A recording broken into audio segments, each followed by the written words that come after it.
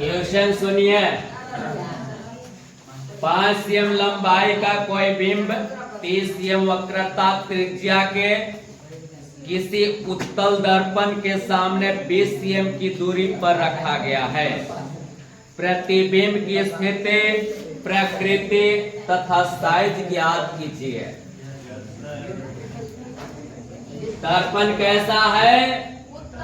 उत्तल दर्पण है। हम लिख लिए हैं दर्पण उत्तल है, इसलिए उत्तल दर्पण लिख लिए हैं। ठीक है। उत्तल दर्पण में आप जानते हैं कि कितने स्थिति होते हैं? दो स्थिति होते हैं रे बाबू। इसमें आभासी और सीधा प्रतिबिंब बनता है। ठीक है। चलिए, तो कह रहा है 5 cm लंबाई है, h बराबर कितना है? 5 cm। बिंब की लंबाई कितना है? 5 cm। ठीक है। अब देखिए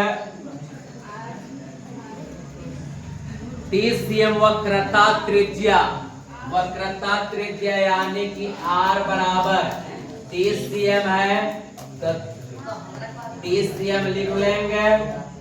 अब इसका हम f निकालेंगे। वक्रता त्रिज्या 30 cm है, तो f बराबर सूत्र क्या होता है? r/2, यानी कि 30/2। 30 से डिवाइड करें कितना? 30 में 2 से भाग दें कितना होगा? 15 cm आएगा। आएगा ना? अब वस्तु की दूरी कितना है? वस्तु की दूरी जो है 20 cm है, तो प्लस में होगा कि माइनस में होगा? माइनस में। वस्तु इधर आता है तो इधर माइनस में ना होगा? वस्तु दूरी जो होगा माइनस में होगा ना। चलिए, अब हम इसको दर्पण सूत्र से सोल्व करते हैं। दर्पण सूत्र बताओ रे शिवम। दर्पण सूत्र 1/v + 1/u बराबर 1/f। हाँ, 1/v + 1/u = 1/f। ऐसे चलते हैं। 1/v दिखाई दे रहा है? कुछ नहीं है। 1/u कितना है? -30। 1/f कितना है? 15। बात मत कीजिएगा। 1/v बराबर 1/15। ये माइनस प्लस माइनस से न होगा? माइनस प्लस गुना करेंगे तो माइनस होगा, और वो साइड RHS में जाएगा तो क्या होगा? प्लस में 1/20। ठीक है। इसको मिटा देते हैं। अब 1/v लिख करके 15 और 20 का एलसीएम कितना होगा बताइए? 15 और 20 का एलसीएम कितना होगा? 15 और 20 का एलसीएम कितना होगा? 60।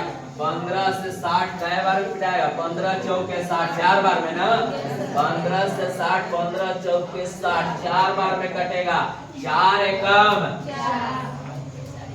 20 तिहाई 60, 3 बार में कटेगा।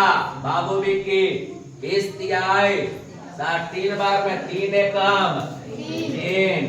फिर हम पूछेंगे 4 3 7, 7 बटा में कितना होगा?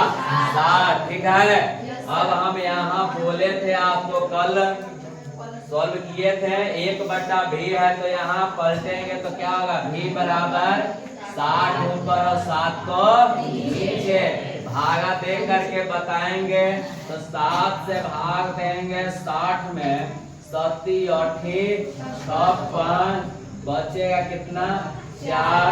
0 देंगे तो यहाँ 0.7 बचे 35, 5 बचेगा 7 7 49, यानी कि 8.57 cm आया। ठीक है।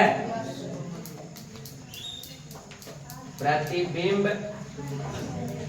की दूरी जो हो गया 8.57 हो गया। ठीक है। अब चलते हैं m बराबर सूत्र होता है h डैश होता है h डैश बटा में h बराबर माइनस v बटा u होता है। m बराबर h डैश बटा में h बराबर माइनस v बटा u, यही ना होता है। यहाँ भूल गए हैं, यही होता है। हाँ यही होता है। हम आपसे पूछ रहे हैं h डैश यहाँ कुछ है क्या? है? नहीं है। नहीं है तो h डैश ऐसे लिख लेंगे। h का तो h कितना है? 5 बराबर माइनस में भी कितना है खोजिए। उसको नहीं लिखेंगे, इसको लिखेंगे। पॉइंट वाला मत लिखिएगा ना। कितना है? 60 बटा में 7 माइनस है इसलिए दे देंगे माइनस ना। अब बट्टा में u कितना है? u देखिए वहाँ है रे, u है माइनस में 20, ठीक है। अब यहाँ देखिए h डैश बट्टा में 5 बराबर माइनस 60 बट्टा में 7 गुने 1 है। नीचे कितना है? 1 है तो 1 ऊपर कर देंगे और माइनस 20 को नीचे 20 दिया। 3 बार में कटेगा ना, बैठ जाएगा। 3 बार में कटेगा। अब देखिए यहाँ h डैश बराबर क्या हो जाएगा? इसको हम गुणा करेंगे तो हो जाएगा 5 तिहाई 15 बटा में 7 आ जाएगा ना। देखिए h डैश बटा में 5 है और ऊपर है 3 बटा में 7, तो क्रॉस मल्टीप्लाई करेंगे। देखिए 7 से h डैश में तो 7 h डैश हो जाएगा।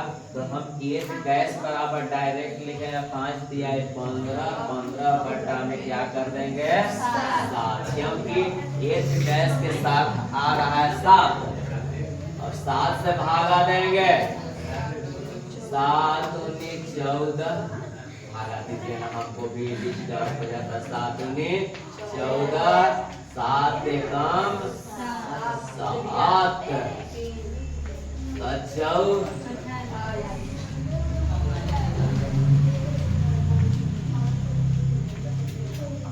ठीक है।